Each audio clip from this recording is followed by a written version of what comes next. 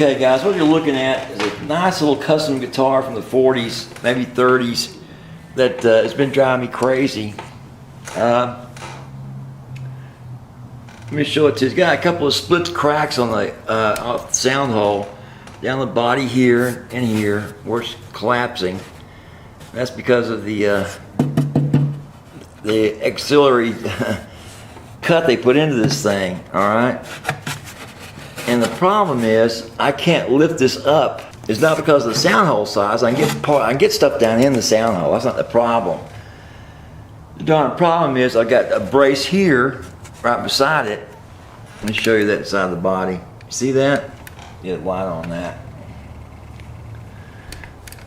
I got to lift against that. You get this crack here, come up, and when I do, it wants to split this guitar's bottom out. All right.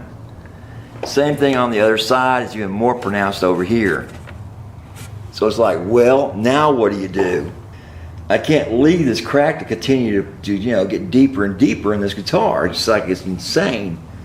There's nothing, absolutely nothing on the bottom of this anymore to work against. It did have a slat in here inside of it. That's long gone. I've taken that out for some reason. I don't know why. But it has a little bit of support down there that would have been very helpful to brace against if they'd been thicker than the one over here beside, down the hole. Further down the hole, or further inside the guitar, there is another brace. But it is just tissue paper thin. You can see it. And you can't press against that. Now, what you do with these guitars, either you take a scissor jack down inside of it and remotely raise that scissor jack up where it, you know, lifts that guitar part, you know, into position, and then of course you glue it up. All right, but there's a problem there. Even with a scissor jack, with the pressure spread out amongst it, all inside it, you know, with a larger pressure type plate, it just doesn't work. It just keeps screwing up. Okay. So I thought, well, let's try the old bracing job that we used to do. All right, now to brace it, what we normally would do, we take it down, looks like this, put it inside the guitar, cut it to size, and slide it in there, and then put a shim underneath this to raise it up. Well, again, if you look inside this guitar, there's nothing to brace against. Even at the far end, I can't remotely brace against something that far away. It's just impossible. And I can't actually go in and introduce a new structural support. That wouldn't work either.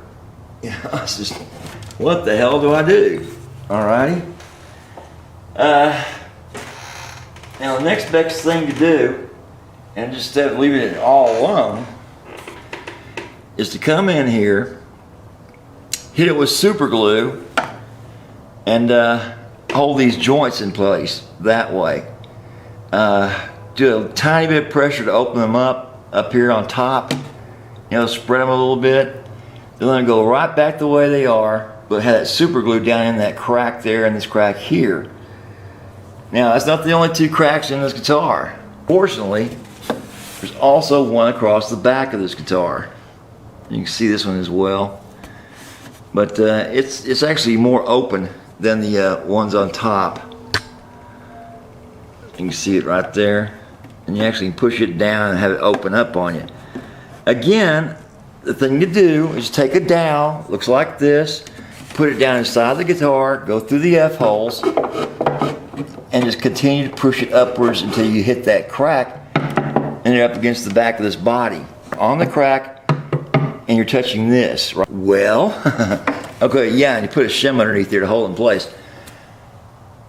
Each time I've attempted to put that shim in there, I hear other creaking and groaning going on, as in, you know, I'm going to split this top right off the body. And you know, I'm not the biggest wuss in the world, but I sure don't want more cracks in it than already in it. So, really the only alternative is another luthier told him to take the back off of it, which that would split it all to shit. This thing, I don't think this would stand a back removal on it. It's just too brittle. It's too old, too brittle, and that could cause even more damage to it. Because that's glued 1-to-1 on this thing. It's not something you want to really try to accomplish. I've done it before, but nothing this old and this thin, with no supports whatsoever on the inside. But that's what's driving me crazy. If there were some supports in there, I could do this pretty much, readily. But even on the crack that's on the back, this brace does go right across it, which is why it's keeping it in position right now. But these do need to be glued up, and they need to be brought up. Hear that? Oh man, I just can't do this. Oh, it's driving me nuts. This thing's driving me nuts. Anyway, I'll try to take another shim and try it one more time, as well as a blocking brace to put inside here and see what I can come up with to raise this up a little bit. Because it's got to be raised up before I glue it. Hang in there, guys, so we can get to work without tearing this thing apart. Okay, so what I'm going to try to do, guys, is go ahead and use the old method of block and brace, or the bracing, to do this guitar up. And what you do, you put that brace underneath there, and you kind of start off with a little bit longer, a little bit taller than the actual body of the guitar is. And what you do in essence is to put it in at an angle, kind of like, I'll show you, like this, at an angle, with this rounded part here on the top. You kind of, turn it, but it never goes completely straight because it's too tall. You follow me? It just kind of runs up that body and it helps pressure the top of that back up where you want it to be. And I'll be using is number 2 super glue from StewMac, and I'll put it down these 2 cracks and then brace it. That's the only thing I can think of to do these, because otherwise if I put my scissor jack in there with shims underneath it, it's just too much pressure, and this is really too much pressure, but at least it's on a tiny bit of pressure, just that one edge basically will be touching and putting pressure on this guitar. So I like that idea, So let's get in there and give it a shot and see what we come up with.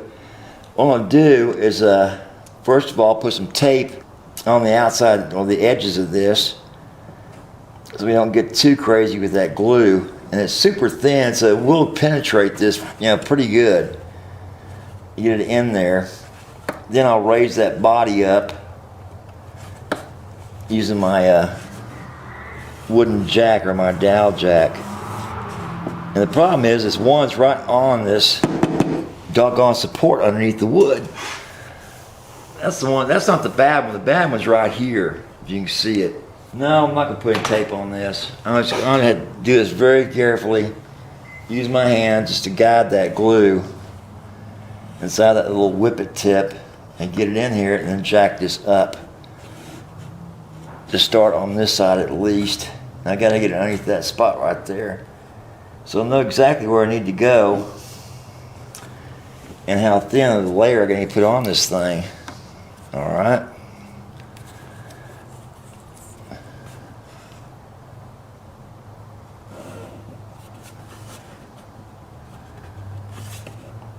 Oh man, this thing is just cracked all over the darn thing. The one on the F hole is not so bad,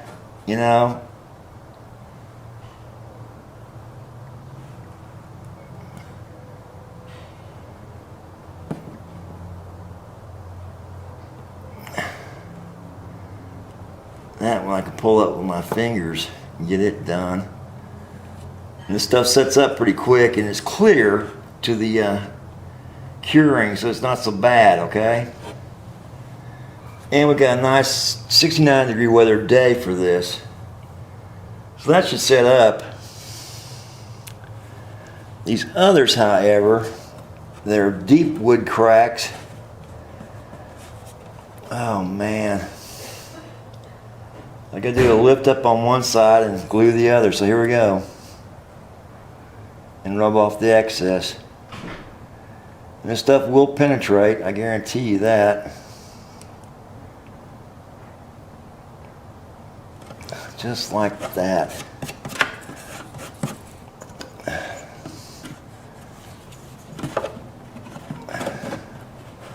And now to lift it up like that. Glue on it.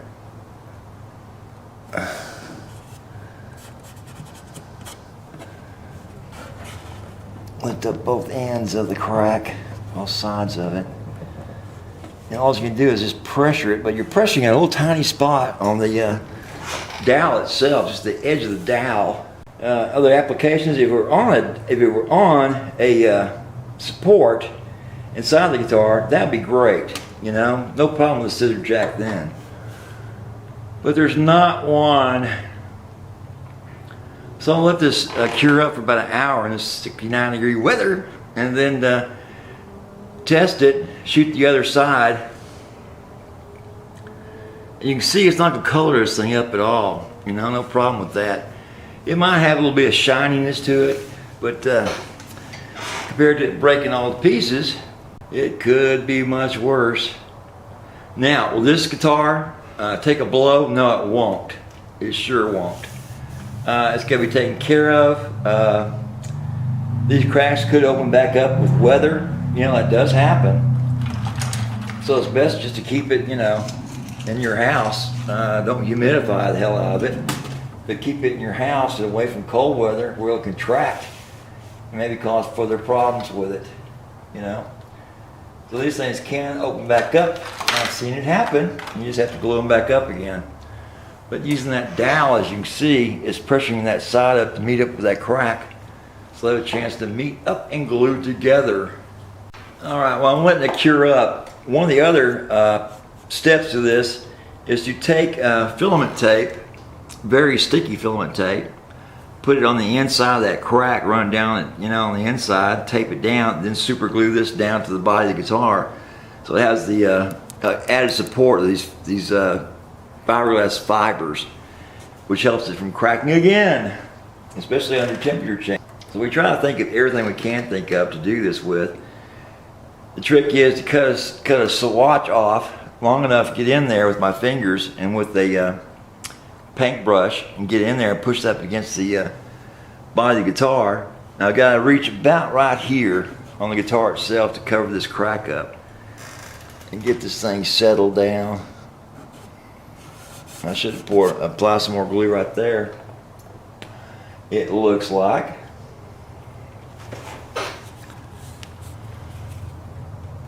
Put some droplets on that.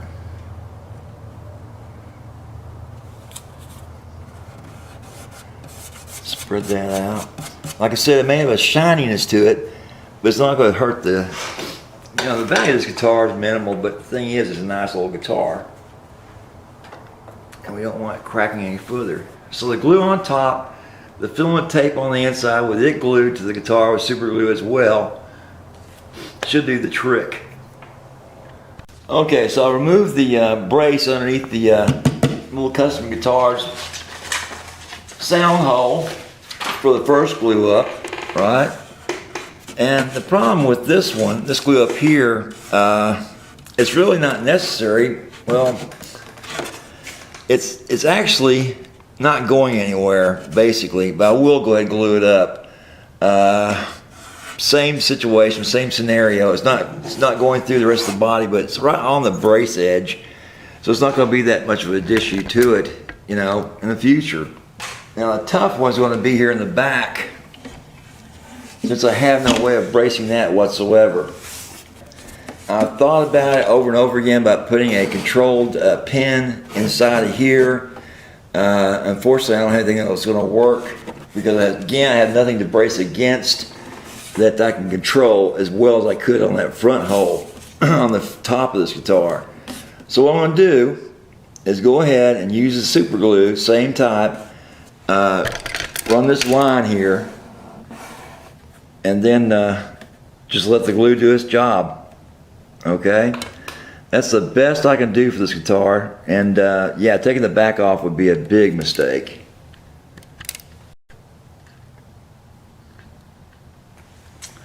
The next thing to do with this guitar is to get the filament tape out.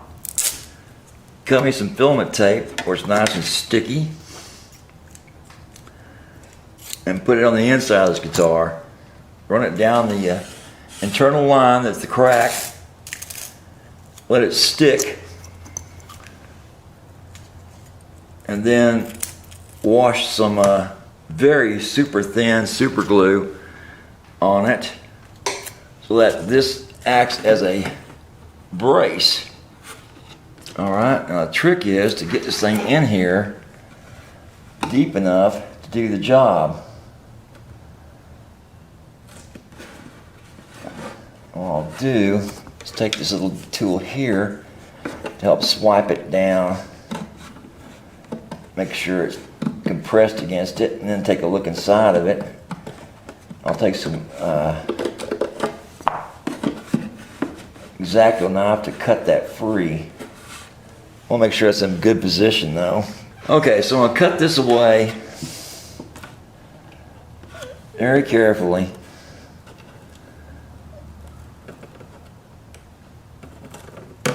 Towards the inside of this repair. There's scissors, get the rest of that hangover.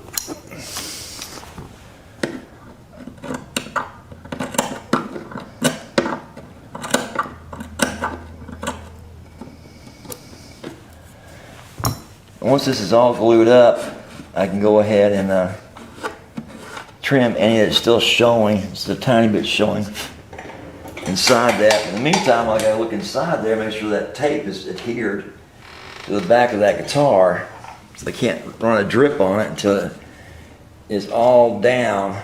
Okay, so that tape is all down, and now is when I take the glue out and I run it down the back side of this and set it down on its tummy on the front of it. This is very quick setting glue, so I don't have any trouble with it dripping too far. So now, the last part of this fix up is to get in there. First of all, some white on the subject. Oh boy, how am I gonna do this so I can see it the best? Now when it's got a chance to seal up, I can go back in there and trim away that little excess of tape that's on there. There's plenty of glue on that to do the job. And what it'll do, it'll make that tape stick. Oh man, I cut away too much. It'll make that tape stick in there. And it'll form like a secondary brace with those filaments on it. It should do a pretty good job. I've used that in the past on things, and I've showed you guys this before. So we're gonna let that sit there about 10 more minutes, and then take another look down inside of it. Make sure it's been caught. The filament tape's been caught, and go from there. Okay, so we got the old classic out, and what we're gonna do, we're checking the cracks now. We got, pretty much to tune, and we're gonna back these strings off, take the nut out, because the problem is the nut is so low it won't play the guitar. You can't play it at all. Right? And it's the nut's problem. So let's put a new nut on this thing and go from there. Hi guys, Dave in Texas again, and what you're looking at is Waylon's rebuilt little harmony from like 70 years ago. But do me a favor, introduce yourself, okay? Okay, my name's Waylon. I'm from Waxahachie. Cool, cool. What do you think about the work we did? I like it, man. I like the cracks are fixed. It sounds good. I like it. Thank you very much. You're very welcome. We really enjoyed working on that old guitar. It's really a pleasure, working on those old guitars and bringing them back again. Anyway, let's hear some tone. Let's hear some tone from that guitar. Just play for us.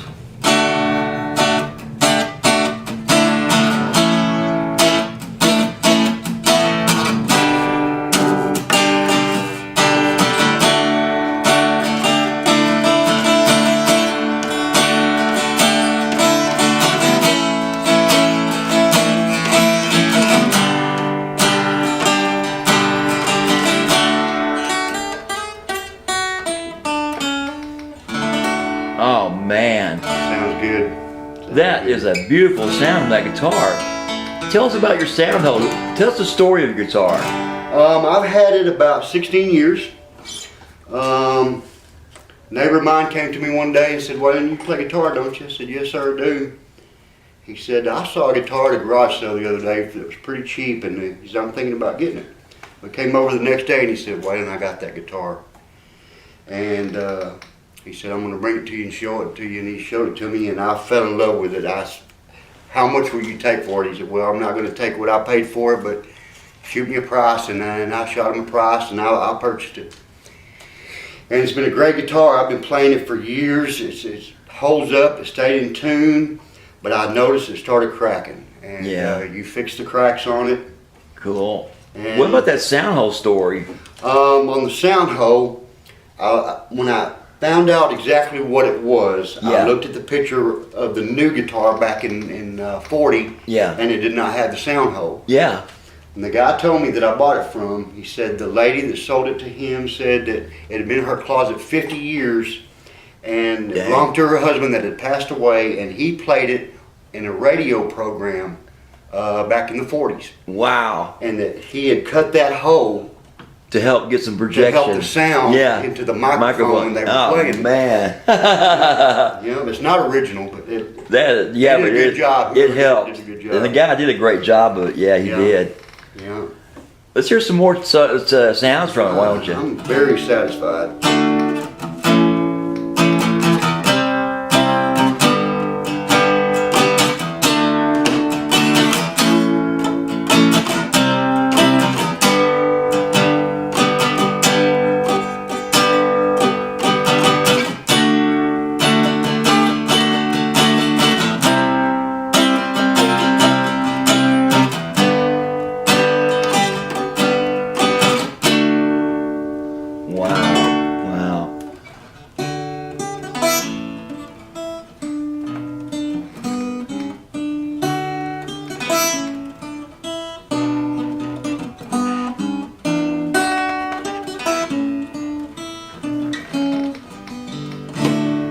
Beautiful. Sounds good, man. Sounds good. All right, guys, any questions, give me a holler. David, Texas. Bye. Say bye. Bye.